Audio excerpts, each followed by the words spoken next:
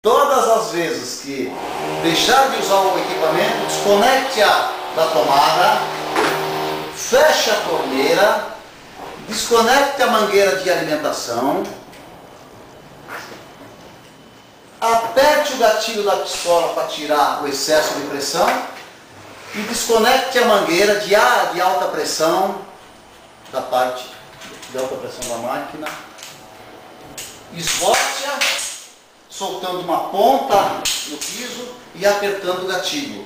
A própria gravidade vai fazer com que a água saia de dentro da mangueira.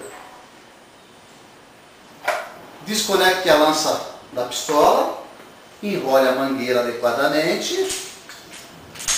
e acomode com a máquina no lugar de descanso.